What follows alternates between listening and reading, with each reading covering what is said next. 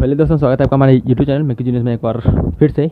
तो हम लोग पढ़े थे हाइड्रोलॉजी, ठीक है। तो हाइड्रोलॉजी का सेकंड लेक्चर में आपका स्वागत है, ठीक है। तो मैंने पढ़ लिया था पीपीटेशन पढ़ लिया था, इवेपोरेशन वगैरह पढ़ लिया था, मतलब कि हाइड्रोलॉजिकल साइकिल के जो फेजेज वगैरह होते हैं उसके बारे में मैंने कुछ चर्चा कर लिया था, ठीक है। अब कुछ चर्चा कर लिया था, कुछ चर्चा करना बाकी भी रह गया था, ठीक है। तो कुछ पॉइंट्स था, एक दो पॉइंट्स जो बताना बाकी रह गया था, उसको मैं आप यहाँ पे बता देता हूँ, ठीक है।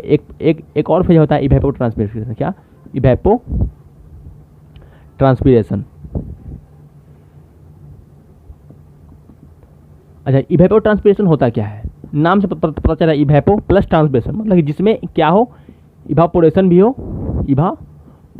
हो और साथ साथ क्या हो, ट्रांसपिरेशन भी हो, ठीक है। दोनों प्रोसेस अगर साथ साथ हो रहा है, ठीक है, ट्रांसपिरेशन दोनों प्रोसेस अगर साथ साथ हो रहा है तो उसको हम क्या बोलेंगे, इवेपो ट्रांसपिरेशन, ठीक है। इसके सारी चीज़ के बारे में आपको डिटेल में चर्चा करेंगे बारी बारी से जैसे हम लोग आगे बढ़ेंगे, बट यहाँ पे आपको बेसिक चीज़ बताया जा रहा है, ठीक है। अच्छा, या और जो हाइड्रोलॉजिकल साइकिल था, ठीक है, तो उसमें क्या होता है, इवेपोरेशन हो रहा था। इवेपोरेशन किसके कारण होता है? सन के कारण। किसके कारण? सन के कारण। तो ये जो सन है ना, सन को क्या बोला गया है? सन को एक तरह से क्या बोला गया है? Driving force. क्या बोला गया है? ड्राइविंग फोर्स, ठीक है। कोई पूछे अगर हाइड्रोलॉजिकल साइकिल में ड्राइविंग फोर्स बताओ कौन है, तो ड्राइविंग फोर्स कौन है? सन है, ठीक है। इतना सारा चीज़ मैंने आपको बता दिया, ठीक है। इसके बाद अगला टॉपिक मैं इसमें बात करूँगा कैचमेंट एरिया। कैचमेंट एरिया क्या होता है? कैचमेंट एरिया, ठीक है। कैचमेंट एरिया के बारे में चर्चा करते हैं। चलिए अब आगे एरिया। अब कैचमेंट एरिया होता क्या है वो जो जान लेते हैं। कैचमेंट एरिया सारी चीज़ आपको बताया जाएगा, बेसिक से बताया जाएगा, टेंशन लेने वाली बात कुछ नहीं है, ठीक है। कैचमेंट एरिया मतलब कि नाम पता चल रहा है एरिया, क्या होगा, कोई एक ऐसा एरिया होगा, ठीक है, और उसको क्या हम लोग कैचमेंट एरिया, ठीक है। मान लेते हैं यहाँ पर क्या है, पहाड़ वगैरह है, ठीक है, पहाड़ वगैरह है, ठीक है। अब यहाँ पे क्या हुई, वर्षा हुई। क्या हुई? यहाँ पे वर्षा हुई, यहाँ भी वर्षा हुआ और यहाँ भी वर्षा हुआ, सब जगह क्या हुआ, वर्षा हो रहा है। अब यहाँ पे जो वर्षा हो रही है तो कुछ पानी कहाँ जाएगा, इधर आएगा, कुछ पानी इधर आएगा, ठीक है। और ये सारे एरिया में जो वर्षा हुआ वो सारा पानी कहाँ आएगा, इस एरिया में आएगा। मतलब कि इस एरिया का पानी, देखिए यहाँ देखिए, इस एरिया का पानी कहाँ आ रहा है, एक जगह आ रहा है। मतलब कि इस एरिया का पानी एक जगह आ रहा है, मतलब इधर जो पानी पड़ा वो इस एरिया का पानी एक जगह आ रहा है, ठीक है। इस एरिया का पानी ये जगह आ रहा है। मतलब कि ऐसा एरिया, ठीक है, ऐसा एरिया जिसको जहाँ पे क्या हो जाएगा, कोई एक क्षेत्र का पानी आके इकट्ठा हो, तो क्या बोलेंगे, कैचमेंट एरिया। मतलब हम इस फिगर में बोलें तो कितना कैचमेंट एरिया है, तो दो, एक ये हो गया और एक ये हो गया, मतलब ये यहाँ पे दो कैचमेंट एरिया है, समझ में। वैसा एरिया जहाँ पे पानी एक एरिया का पानी एक जगह आके इकट्ठा हो, उसको बोलेंगे हम लोग कैचमेंट एरिया, ठीक है। ऐसा हम लोग बस जान लेते हैं सब बेसिक के बारे में, इसके बारे में थोड़ी डिफेंस वगैरह आपको बताएंगे। अब चलिए आगे, कैचमेंट एरिया क्या होता है, समझ में आया? चलिए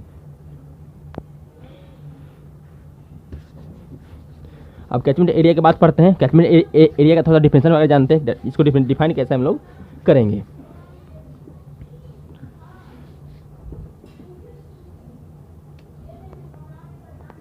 ठीक है, तो लिखेंगे, समझ में आया कैचमेंट एरिया कैसे बोलेंगे? पहले लिखेंगे the area of land draining into a,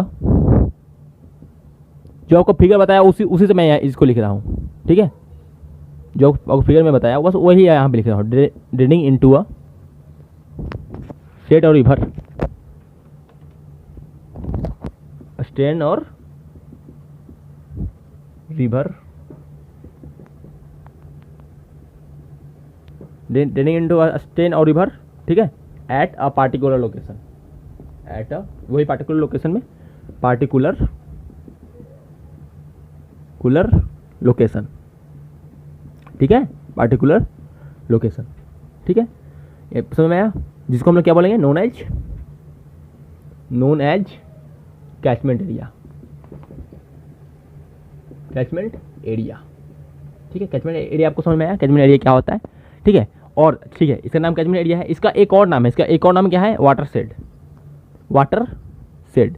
लेकिन इस नाम से इसको कहाँ बोला जाता है, इन यूएसए में इसे इसी कैचमेंट एरिया को क्या बोला जाता है, वाटर शेड, ठीक है, समझ आया। इसके बारे में एक पॉइंट और लिख लेते हैं कैचमेंट एरिया के बारे में। Different river have different river have different catchment area.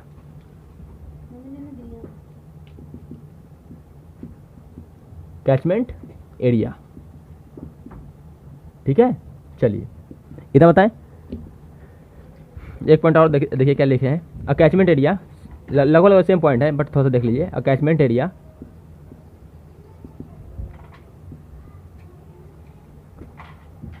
Is separated, catchment area is separated from its nearby area, मतलब कि वो अगल बगल एरिया से क्या उसको सेपरेट किया जाता है, सेपरेटेड रहता है from its nearby area. Same चीज़ को यहाँ पर लगभग नियर बाई एरिया। अच्छा, पहाड़ जो बनाए थे यहाँ पर मैंने, तो किससे वो क्या था, एक तरह का रिज था। वो क्या था, एक तरह का रिज था, बाई अ रिज, ठीक है। और यही रिज को यूएसए में क्या बोलते हैं, डिवाइड क्या बोलते हैं, डिवाइड। कहाँ पे, इन यूएसए, ठीक है। चलिए इतना आपको मैंने बताया, ठीक है। इसके बाद हम पढ़ेंगे रेसिडेंस टाइम। अब रेसिडेंस टाइम क्या होता है उसके बारे में थोड़ा सा चर्चा करते हैं। हम लोग क्या पढ़ेंगे, रेसिडेंस टाइम। अब रेसिडेंस टाइम क्या होता है, क्या पढ़ेंगे, रेसिडेंस टाइम, ठीक है।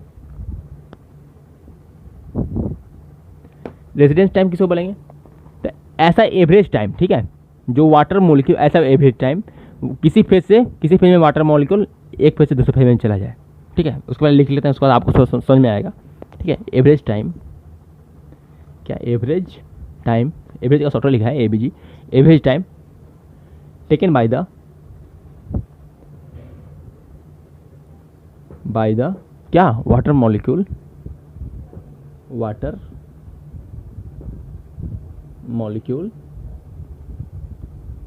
टू पास, कहाँ से pass, to pass through a particular phase, through a particular phase, to pass through a particular phase, ठीक है। कौन सा फेज, हाइड्रोलॉजिकल साइकिल के एक पार्टिकुलर फेज जो पास हो, मतलब हाइड्रोलॉजिकल साइकिल है। तो वाटर जो मॉलिक्यूल है एक पार्टिकुलर फेज से पूरे पार्टिकुलर मतलब कि इवापोरेशन, पूरा इवापोरेशन कितना देर में होता है, उसको क्या बोलेंगे, रेसिडेंस टाइम। कोई एक पार्टिकुलर फेज से पूरा वाटर मॉलिक्यूल पास कर जाता है जितने टाइम में, उसको हम क्या बोलेंगे, रेसिडेंस टाइम, ठीक है। पार्टिकुलर फेज ऑफ क्या, हाइड्रोलॉजिकल साइकिल,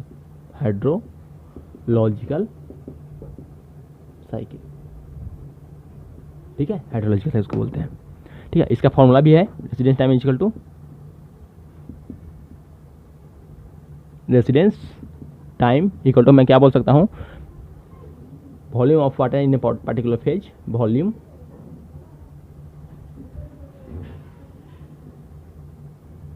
ऑफ वाटर क्या, इन पार्टिकुलर फेज,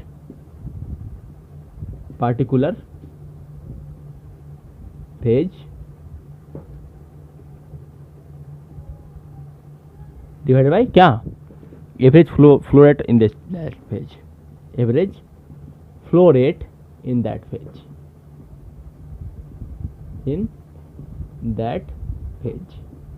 ठीक है।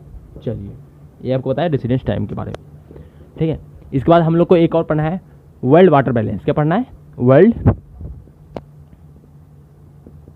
Water balance. ये क्या होता है भाई, इसके बारे में थोड़ा बताइए। इसके बारे में थोड़ा आपको मैं यहाँ पे बताता हूँ, ठीक है। क्यों, मतलब कि वाटर कितना है पूरी दुनिया में, कितना हम लोग के लिए वाटर है। तो एक बार जान लीजिए, टोटल वाटर कितना है हम लोग के पास, टोटल वाटर कितना है। सबसे पहले बात टोटल वाटर के बारे में बात, टोटल वाटर है कितना, तो 1386, क्या बोलेंगे, 1386 मिलियन क्यूबिक मीटर क्यूब, क्या, मिलियन किलोमीटर क्यूब कितना है, इतना वाटर है, ठीक है।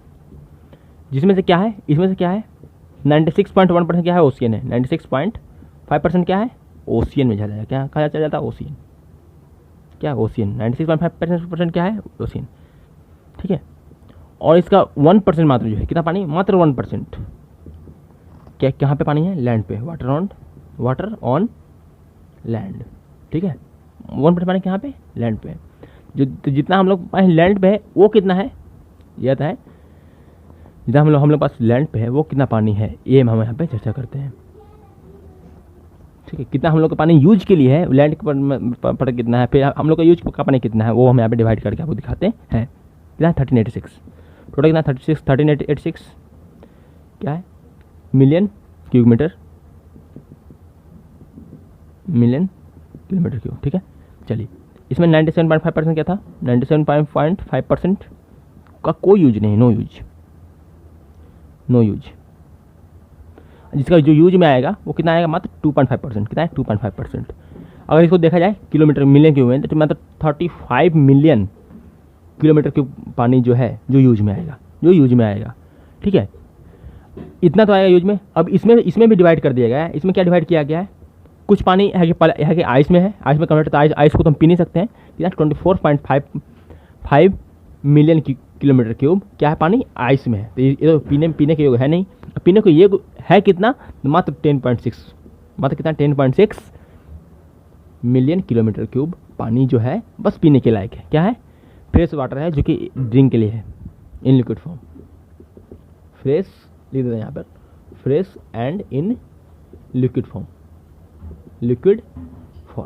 समझ आया। मात्र इतना पानी है, इसलिए बोला जाता है कि थोड़ा सा पानी को सेव करके चलना है, पानी को थोड़ा बचा कर चलना है, ठीक है। इसलिए पानी को कंजर्व करने के लिए बोला जाता है। पानी बहुत कम मात्रा में है, पानी तो ऐसा है बहुत ज़्यादा, इतना पानी है कि बहुत ज़्यादा है, बट हम लोग को यूज किया कितना है, तो मात्र इतना है। इसका 1% भी शायद नहीं है। कितना परसेंट भी नहीं है, 1% शायद नहीं है, जोड़ सकते हैं आप, ठीक है। ये 13.86 होता है, इसका 1% मात्र 10.66 मिलियन किलोमीटर है। समझ रहे हैं आप कितना कम है, ठीक है। इतना बताया आपको। तो अब अगला पढ़ते हैं वाटर बजट। क्या पढ़ने वाले हैं दोस्तों, वाटर बजट इक्वेशन, ठीक है, इक्वेशन। अब ये वाटर बजट इक्वेशन होता क्या है, मतलब ये बजट वाली की बात कर रहे हैं। बजट मतलब कि पैसा वाले के बारे में बात कर रहे हैं। पैसा वाले बजट नहीं, वाटर का बजट। किसके बारे में, वाटर का बजट, मतलब कितना पानी वगैरह का तोड़ मोल करने वाला, कितना पानी है कितना पानी नहीं है, उसके बारे में, ठीक है। तो इसके लिए क्या है, मतलब कि आप जानें कि किसी भी कैचमेंट एरिया में कितना पानी एक पार्टिकुलर समय में है, किसी भी कैचमेंट एरिया में एक पार्टिकुलर टाइम में कितना पानी है, ठीक है। वही लिखते हैं, for a catchment area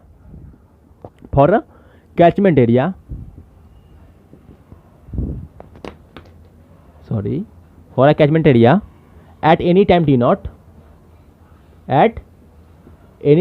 naught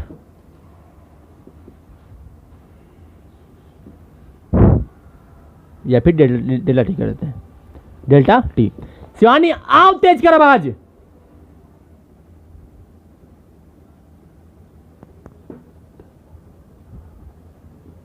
ना समझ में आते कुछ करते ही था, बिना बोले कुछ हो भी ना करता हो।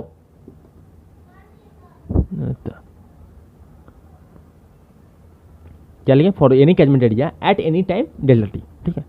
इसमें मतलब कि किसी पर्टिकुलर टाइम में किसी कैचमेंट एरिया में कितना पानी है उसके बारे में बताया। क्या है water budget equation. Water budget equation होता क्या है वो यहाँ मैं चर्चा कर लेता हूँ। सीधा लिख सकते हैं, मास ऑफ इनफ्लो, जितना आया पानी, मास ऑफ क्या, इनफ्लो, किसी कैचमेंट एरिया में इनफ्लो, किसी कैचमेंट एरिया में कितना पानी आया, वाटर, ठीक है, माइनस कितना पानी गया, माइनस मास ऑफ आउटफ्लो, और उस कैचमेंट एरिया से कितना पानी बाहर गया, mass of inflow minus mass of outflow water, ठीक है, is equal to change in storage mass of water, मतलब कितना मास बच गया, चेंज इन स्टोरेज, ठीक है, लिख सकते हैं change in storage mass of water, ठीक है, मास ऑफ वाटर। ये बोल सकते हैं हम लोग वाटर बजट इक्वेशन में, क्या बोल सकते हैं, वाटर बजट इक्वेशन को में ये बोल सकते हैं कितना पानी आया, कितना पानी गया, और कितना पानी इसमें रह गया, क्या हो जाएगा किसी कैचमेंट एरिया में एट पार्टिकुलर टाइम, इन दोनों वाटर बजट इक्वेशन। आप चाहे तो इसको आप डेफिनेशन के टाइप में भी लिख सकते हैं, ठीक है, इतना हो गया। अच्छा, अगर बात करते हैं इफ़, अगर डेंसिटी दिया हुआ, अगर डेंसिटी दिया गया इफ़, या फिर अगर डेंसिटी कांस्टेंट है, if density of inflow, water का डेंसिटी क्या कांस्टेंट है, of inflow outflow and storage, outflow and storage, ठीक है। क्या है स्टोरेज, वो क्या है, कांस्टेंट है ऑफ वाटर इज कांस्टेंट, ये यहाँ करते हैं आपको, इज कांस्टेंट। तो क्या होगा बताइए, अगर डेंसिटी कांस्टेंट है तो क्या होगा, सिंपल वाली बात, क्या हो जाएगा, वॉल्यूम, मास क्या हो जाएगा, volume of inflow, volume of inflow, ठीक है, वाटर, और माइनस क्या करेंगे, वही वाली बात, volume of outflow water, outflow water, ठीक है। और क्या हो जाएगा, change in storage in volume, ठीक है, change in storage, change in storage किसमें, चेंज इन स्टोरेज किसमें, वॉल्यूम में, ठीक है, volume of water, volume of water, ठीक है, इन storage of volume of water, ठीक है, इतने के बराबर हो जाएगा। यहाँ तक समझ में आया। चलिए इसको शॉर्ट में हम थोड़ा लिखते हैं, I is equal to I minus O is equal to S, मतलब inflow minus outflow equal to S, inflow minus outflow equal to S, ये बोल सकते हैं। आई से क्या होगा इनफ्लो, ओ से होगा आउटफ्लो, और एस मतलब स्टोरेज, ठीक है, सिंपल वाली बात। ठीक है, अब इनफ्लो में कौन कौन आएगा और आउटफ्लो में क्या आएगा, इनफ्लो में क्या आएगा, जो पानी बरसात से पानी आया, मतलब कि प्रिसिपिटेशन, जिसको मैंने पी से डिनोट करा, पी से डिनोट के प्रिसिपिटेशन, ठीक है। और आउटफ्लो क्या हो सकता है, रन ऑफ हो सकता है, ठीक है, जी हो सकता है, जी मतलब कि ग्राउंड वाटर आउटफ्लो में जो ग्राउंड वाटर में चला गया वो, ई हो सकता है, टी हो सकता है। अच्छा ई क्या होगा, इवापोरेशन, जो इवापोरेट कर गया, इवापोरेशन, टी में ट्रांसपीरेशन हो गया, वो सब क्या है, ये सब क्या हो गया, क्या एक तरह से आउटफ्लो है, और इनफ्लो में सिर्फ पी है, ठीक है। और ये करने के बाद जो भी बचा है आपका पानी वहाँ पर स्टोरेज में, तो वो क्या हो जाए डेल्टा एस, ठीक है, स्टोरेज, ठीक है, इतना समझ आया। चलिए इसको थोड़ा सा इसके बारे में मैं आपको लिख देते हैं, आपको थोड़ा सा बाद में याद करने में आसानी होगी, पी क्या हुआ, जी क्या हुआ, ई क्या हुआ, टी क्या हुआ, और डेल्टा एस क्या हुआ, ठीक है। उसको थोड़ा आपको साइड में लिख देते हैं कहीं पे, यहाँ पे देखिए लिख देते हैं आपको, पी क्या है आपको यहाँ पे, पी क्या है, प्रिसिपिटेशन, क्या है, प्रिसिपिटेशन, ठीक है, पी क्या है, प्रिसिपिटेशन, आर क्या था, सरफेस रन ऑफ, फिर रन ऑफ भी बोल सकते हैं उसको, सरफेस रन ऑफ, ठीक है। जी क्या है, ground water outflow, ground water outflow, ठीक है, आउटफ्लो, ठीक है। ई क्या है, इवापोरेशन, इवापोरेशन, ठीक है, इवापोरेशन। टी क्या है, ट्रांसपीरेशन, ट्रांसपीरेशन। आपको सारी चीज़ यहाँ पे बताया, इसी बार मैं आपको यहाँ पर लिख रहा हूँ, ठीक है, यहाँ तक समझ आया, ठीक है। चलिए यहाँ तक आपको एक और चीज़ पढ़ाया था मैंने, जब कुछ कंपोनेंट वगैरह बता रहा था, ठीक है, तो वो वहाँ पे एक पढ़ाया था, आपको याद कीजिएगा, शायद आपको ध्यान भी होगा। एक कंपोनेंट में आपको क्या पढ़ाया था, एस एम और एस जी, ये क्या पढ़ाया था, storage water, surface storage water, क्या पढ़ाया था, सरफेस स्टोरेज वाटर। अगला क्या पढ़ाया था, और क्या पढ़ाया था, सॉइल मॉइस्चर, क्या पढ़ाया था, सॉइल मॉइस्चर स्टोरेज, पिछले क्लास में पढ़ाया था, थोड़ा वीडियो पिछले वाले वीडियो को देखेगा तो समझ में आएगा। सॉइल मॉइस्चर स्टोरेज और ग्राउंड वाटर स्टोरेज, तीनों का मतलब क्या हुआ सर, तीनों का मतलब क्या हुआ, सिंपल से आपको मतलब बताते हैं, ठीक है। ग्राउंड वाटर स्टोरेज, ठीक है, तीनों का मतलब क्या हुआ, ये चीज़ आपको बताना रह गया था, ठीक है। सरफेस स्टोरेज मतलब कि कोई भी पानी वगैरह जो है, क्या है, पानी वगैरह अगर सरफेस पर रह जाती है, अगर कहाँ रहती है, सरफेस पे, अगर सरफेस पे पानी कोई रहती है स्टोरेज के रूप में, तो क्या होगा, सरफेस स्टोरेज। अगर वो कहाँ पे है, सॉइल मॉइस्चर के अंदर पानी है, उसको हम क्या बोलेंगे, सॉइल मॉइस्चर स्टोरेज। और अगर वो ग्राउंड के अंदर चली गई, मतलब ग्राउंड वाटर में जाके मिल गई है, वो वाटर कौन सी आएगा, ग्राउंड वाटर स्टोरेज, ठीक है। बस यही तीन था, ठीक है। तो इसी के साथ आपका पहला चैप्टर खत्म होता है, ठीक है। पहले चैप्टर के कुछ न्यूमेरिकल्स वगैरह होंगे, प्रीवियस ईयर में आए हुए गेट वगैरह में आए हुए न्यूमेरिकल्स वगैरह होंगे, उसको भी मैं आपको पिछले क्लास में सॉल्व करा दूंगा, उसके लिए टेंशन लेने वाली बात नहीं है, ठीक है। तो चलिए मिलते हैं आपको अगले वीडियो में, तब तक हंसते रहिए, मुस्कुराते रहिए, और हाँ, चैनल को सब्सक्राइब जरूर कीजिएगा। जय हिंद।